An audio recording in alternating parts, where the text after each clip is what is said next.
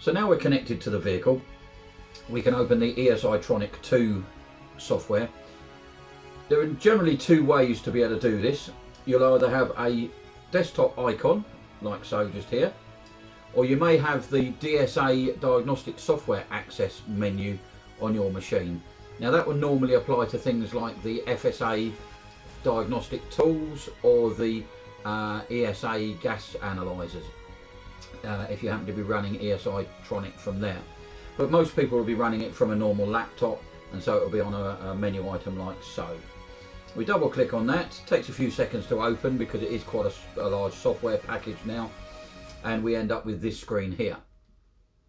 So before we actually go and identify the vehicle, we're going to introduce you to what all these menu items along the top here mean. First of all, over in the top right, we have main menu, and we have a number of items here that can be chosen as our options. First of all, we have the multimeter and the oscilloscope. Now, if you're running a KTS 540 or a KTS 560, then you'll find that the oscilloscope option will not be there because those machines don't actually have the oscilloscope built in. You'll just have the multimeter shown as an option. A single channel multimeter on the 540 and 560, and on the 570 and 590 models you get a 2-channel multimeter as well as a 2-channel oscilloscope. Over here we move to hardware settings. Now hardware settings allows you to set up how the KTS actually works on your machine.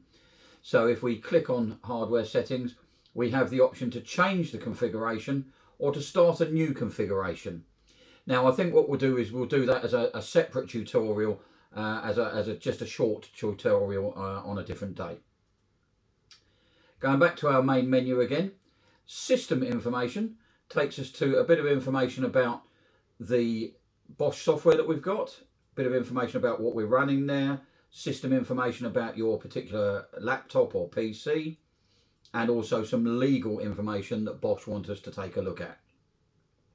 Close that again and we go back to the main menu, and we've got user settings. So this now allows us to set up all of our own user settings here, like for instance what language we're going to use, putting your own company data in there, so when you do a printout it shows your company details.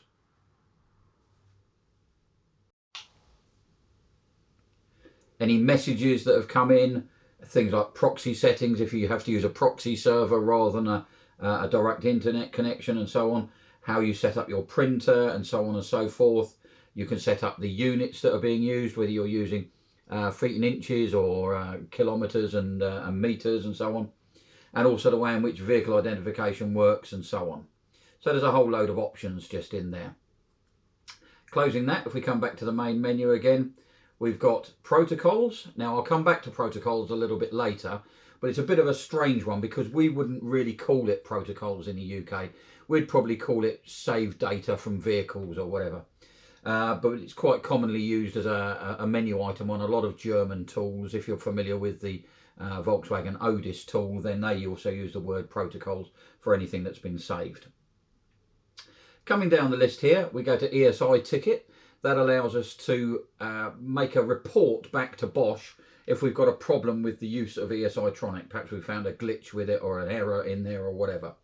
So that allows us to send off a report by filling in a form, and that effectively gets electronically sent off to Bosch, and then in a couple of days you should hear something from them, hopefully with either a solution or at least acknowledging what the problem is and whether they can give you any immediate solution or whether it's something that's perhaps going to be addressed in a future update. Online update allows us to open the online updating program. Again, we're going to offer that in a separate short tutorial on how to do the online updates on the KTS. The licensing option takes us to a page where we can now license our KTS. Now, the KTS runs on a licensing system. You have to relicense it every year, although there's different options on the packages that you can buy, both in the amount of software that you get, and also you can go for like 1 year or 3 year packages with it, but you will still need to license it each year. So they're kind of the options. The bits shown in blue there are the options that you've got. Along the bottom here we've got some black buttons, and these do some other things. So if we click on Vehicle List, it now goes to the internet and opens up a list, or a web page at least, that allows you to download lists of, for instance, the Easytronic news, the updates that have been added recently, and then down here you've got full vehicle coverage lists for control unit diagnosis, the troubleshooting instructions, and even the truck systems. So you can actually see what's been added on each update, or even what's available for your car. So in other words, you can see whether the car that you're talking about is actually covered. Going back to the ESI software again, Easytronic News I've already covered because that takes you to the same page as the vehicle list. The trainer option once again takes you to a web page that allows you to go to some training videos that are further down, and a training program. And then opening up the main menu again, if we go to tutorials, then that takes us to a web page that has got a few YouTube videos on it. Nothing like as in-depth as we're talking about in this tutorial, but a few tutorials from Bosch here that just go through some of the basics of use of the KTS. So that's what those black buttons within the main menu allow us to do. Big red button over here allows us to end ESI Tronic, and in fact we can also end ESI Tronic by clicking the X up in the top right corner if we so wish. So that's the main menu items covered.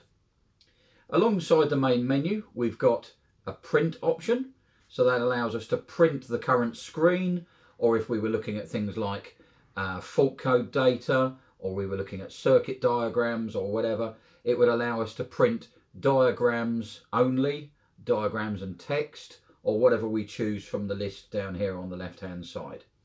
Obviously you need to previously have set up your printer in the Bosch software using the print option that I showed you in the user settings, but this allows you to then choose what you print.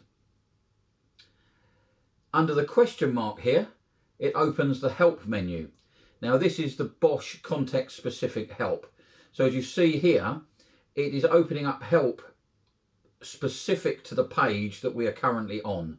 So in other words, it's not saying, oh, here you go, here's a great big list of help, go and choose what you want. It's actually choosing what page you are actually on. So if you've selected help from this page, it will give you help about this page. It's really one of those things where you need to explore it, but there's a hell of a lot of help in there for you. The next button along at the top here is allowing us to switch to online mode. Now currently we've got all of these options along the top here would be available once we've selected a vehicle using local data, in other words data that's stored on your particular laptop. But if I click the online button here, it now switches to online mode, and whilst you've still got basically the same menu items along the top here, you've got addition of things like known fixes and so on because they are available online. But most of the data is still the same, but instead of picking it up locally, it's picking it up from the Bosch servers. So as the data is really very up to date then. Perhaps you might see some stuff on there that hasn't been launched in the latest update because it is so new. Generally, and partly because I'm familiar with it, I run my machine in offline mode because then I haven't got to guarantee I've got an internet connection. So it's ideal if you're going out and doing a road test. But I do occasionally switch to online mode if I can't find the data I want within offline mode. So that covers the menu items along the top here.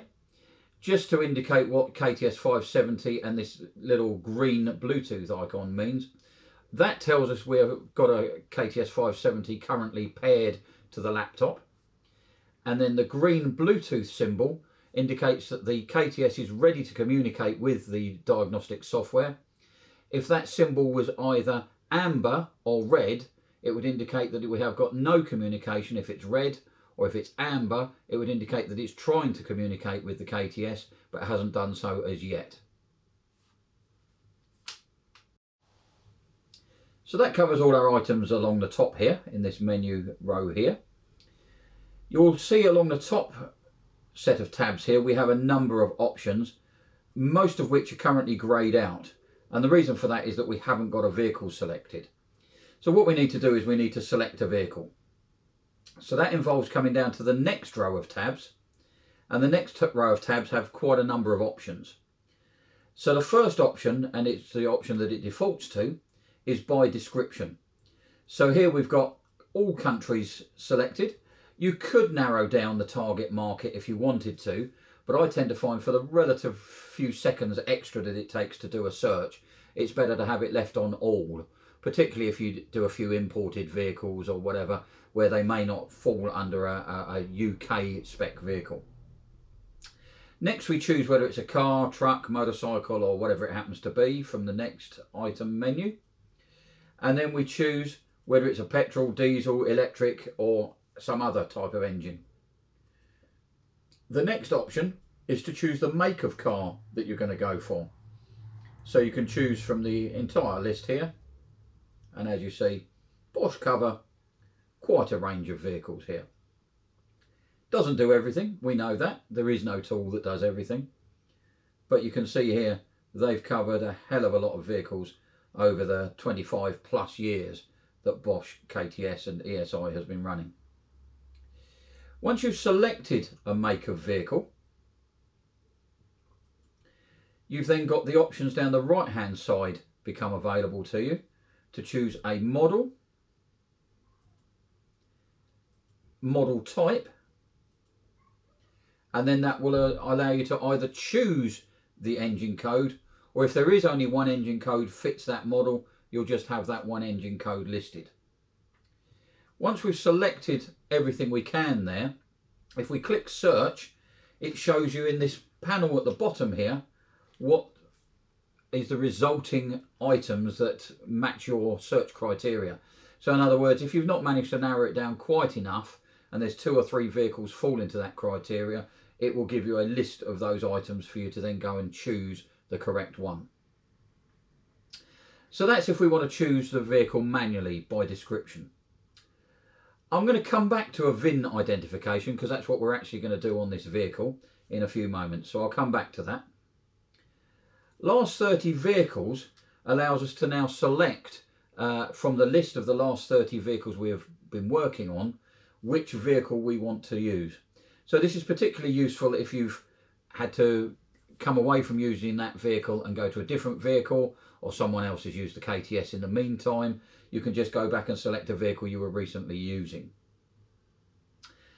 It's quite simple. You just select it from the list like so, and as soon as you've selected it, you've got all your options available in this top row of icons here on these tabs to go and select from any of those relating to this vehicle. If you see in this column here where it says protocol, that indicates that we have got stored information on this vehicle from where we have been previously working on it in the protocols section that I mentioned earlier on. And this gives you the option of either creating a new log in the section there for protocols, or carrying on where you left off with the protocols so as it carries on logging whatever you've been doing on that vehicle. The next menu item is RB key. Now Bosch, ever since they started developing the ESI Tronic software, has awarded every vehicle make and model with a unique Robert Bosch key. So that's what RB key stands for.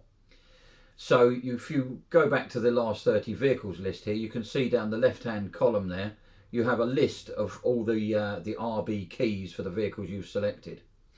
If you happen to know the RB key, and being realistically, you're not going to know the key unless you've stored it from previously working on the vehicle, then you can enter the make identifier from the drop down list here, and then enter the number into this column here and click search, and it will find the individual vehicle for you.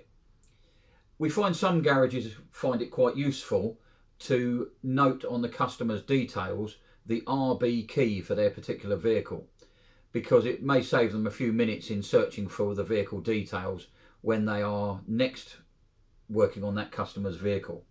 It's just a useful thing if you want to use it. It's also used quite extensively if you happen to be working on a particular vehicle and you have to ring the Bosch technical helpline, you can say to them, I'm working on an ABC 123, and they can look up the same details as you've got in front of you, and that means that you can all sing off the same hymn sheet then. In addition to the RB key, you'll find that there's a few more menu items along here, and you'll notice that some of them have a letter at the end of them. That indicates the country that they are to do with. So for instance, this Katashiki number is for Japan. So that's like their vehicle registration number. Unfortunately, we haven't got that facility available to us in the UK as yet. It's something that Bosch have been discussing with the Ministry of Transport about making available the VIN lookup from the registration number, but it isn't available as yet. So we're stuck with really using these first three ways of looking up the vehicle details. As promised, we're going to go into this vehicle using VIN identification.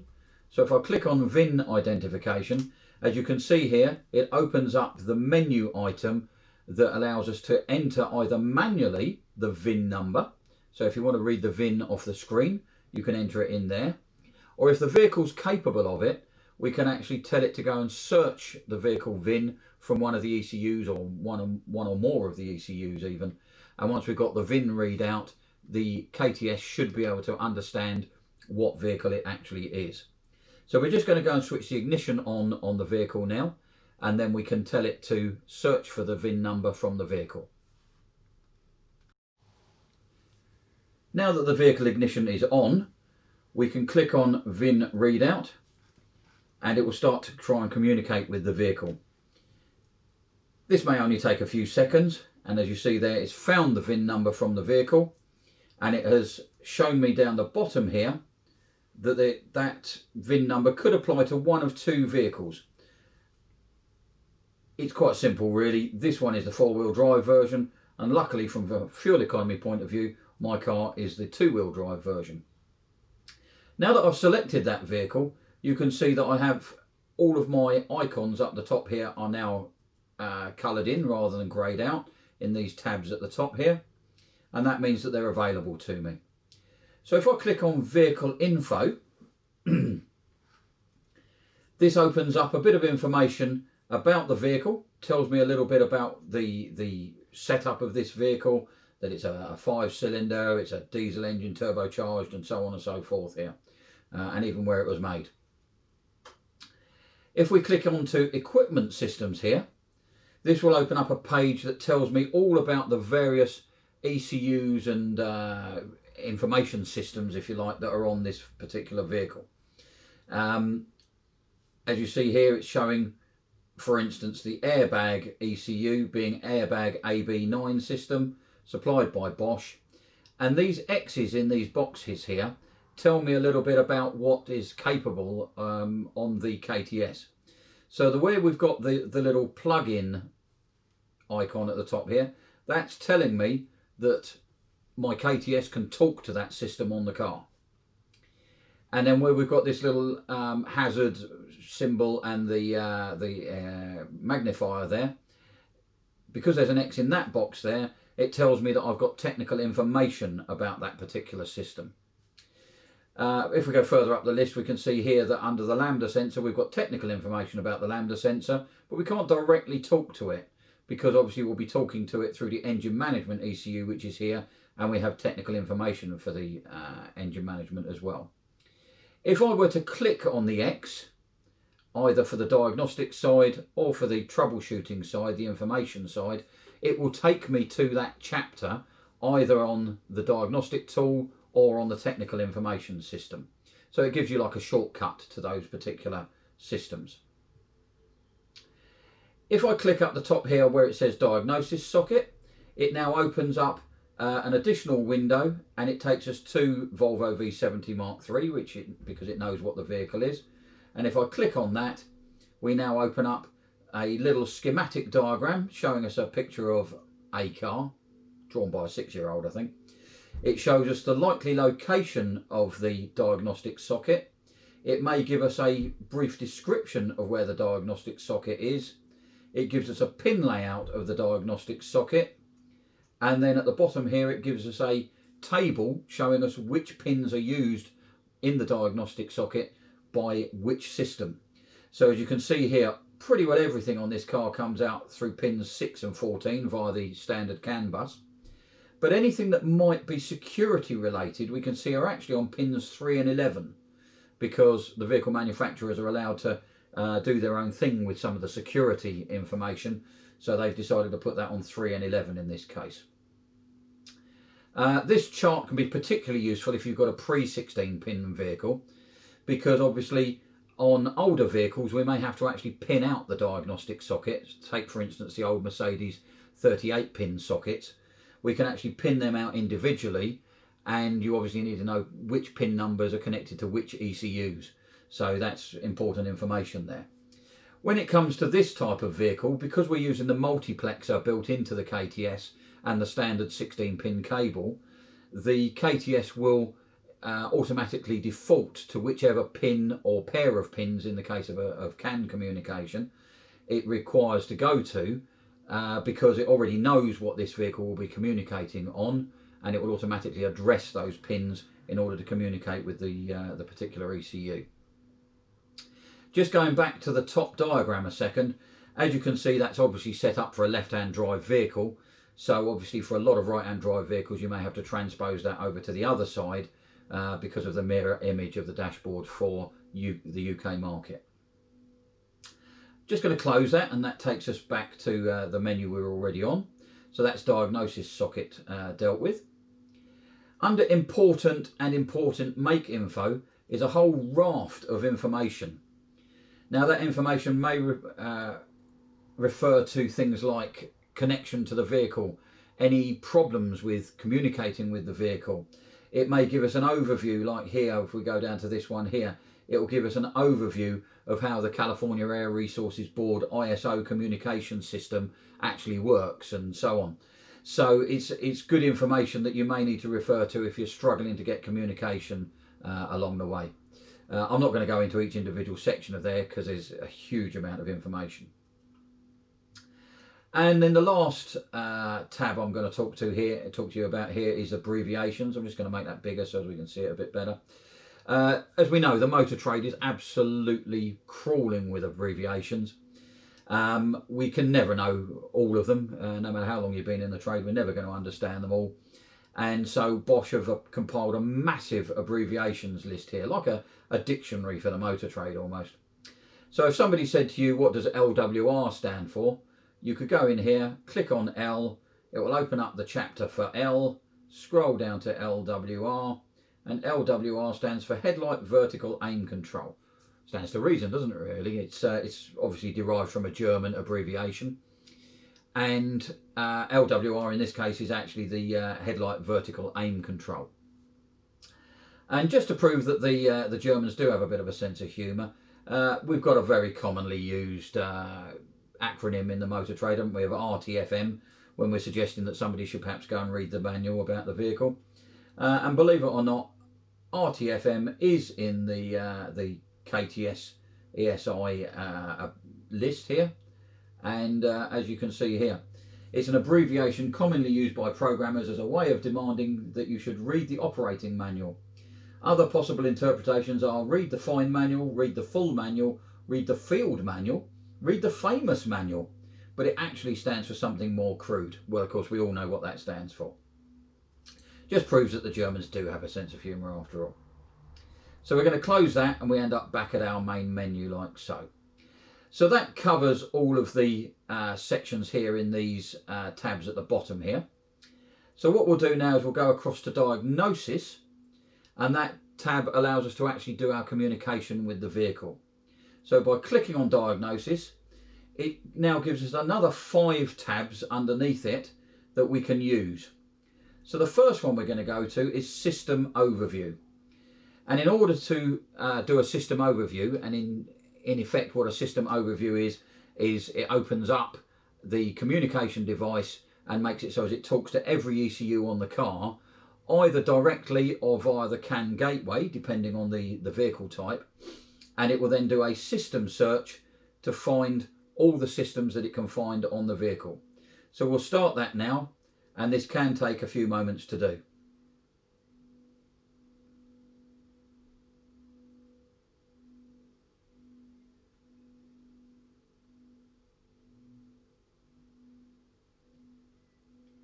Now, for those of you who are familiar with vehicle communication, the way in which any computer has to talk to another computer, which is effectively what we're doing here, our KTS computer is talking to the computers on the car. In order to create communication, it has to send a signal, wait for a ping to come back from the other computer. It then has to do what we call a handshake. That handshake is where it decides what language it's going to talk, what speed it's going to talk that language at, and so on and so forth. It may even have to do some security exchanges there in order to communicate. And then once both parties, i.e. the KTS computer and the computer on the car, are happy, then it will actually start talking to us. So as you can see here, it's now gone through 4 ECU groups, and it's sought 4 different ECUs from 38 options. As you can see, it builds up this list on the left hand side, although the list actually gets reversed when it has finished searching, to make it a little bit easier for you to find things in the list. And you'll find that the list is always in the same order, no matter what make and model of car it is. So you'll always see engine management, then ABS, then airbag, and so on down the list, unless of course those systems don't happen to be fitted. And in the right column there, it shows you the number of errors it's detected in that particular ECU at this point in time when we've done this communication. Now, on some vehicles this is really quite fast, because all of this data is stored all the time in their local CAN gateway.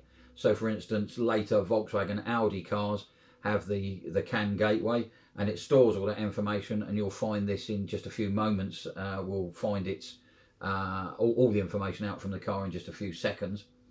Other vehicles, the CAN gateway may allow the KTS to talk to all the ECUs on the car, but it doesn't actually hold all the fault data for each individual ECU. And so what the KTS is doing is it's going via the CAN gateway to talk directly to each individual ECU, and is plucking the data out of each ECU. And as I say, this can take a few moments. Depending on the vehicle, it might be worth going over and a cup of coffee while it's doing this. So the full system search has now finished, and as you can see here, it's now given us a list of all the systems that it has found and any fault codes that are in those systems, or at least the quantities of fault codes. Now, this is something where you would perhaps be doing this type of search if you are having the vehicle in for a service, even if it hasn't actually come in with a specific fault. Most vehicle manufacturers now recommend that you do a full vehicle fault code search on it, and you can do this by this method, and that satisfies the service interval protocols, if you like, so that you are servicing the vehicle to the vehicle manufacturer's recommendations. If we want to see what these fault codes actually mean, if I click on fault details down the bottom here, it now expands everything out and shows us the fault codes and what they actually mean for each of the ECUs that has actually got a fault code in it. As you can see, it sort of does away with the other ECUs there because it doesn't need to list them because there are no fault codes. So again, this is something where you might want to save that using the save button down here, and then using the protocols item in our main menu up here, use that to print out information for your customer so that the customer can see that they've got fault codes. And then of course you may be able to use it as a way of getting the customer back to you to have the work done by saying, when would you like to book it in for us to investigate these faults. You have got the option at this stage to delete all the fault codes out of the ECU, and you've also got direct selection here, so you can directly select individual ECUs from here by highlighting the ECU that you want, like so, and then go in direct selection. We'll be doing more of that in a little while when we go through to the repair view just here. We can return from here, and just to fill in what this little bit along here is, that's showing you the part number of the connector that is being used on the KTS to connect the KTS to the vehicle. If I were to click delete all faults now, it will attempt to delete all the fault memories out on the entire vehicle.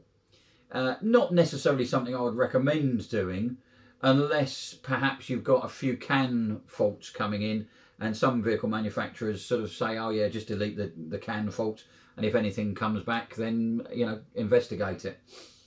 So you've got to use your own experience there to know whether deleting all the faults is a good idea or not. Just remember, there are some vehicles out there that only allow you to delete fault codes a certain number of times. So you might want to consider that before you just glibly delete the fault codes.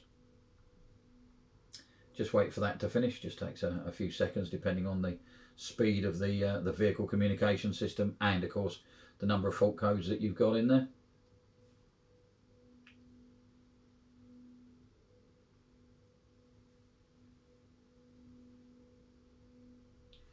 Okay, so that's fine.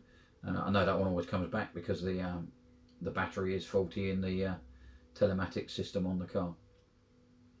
So that's basically your system overview there. The next section we'll move on to is the repair view.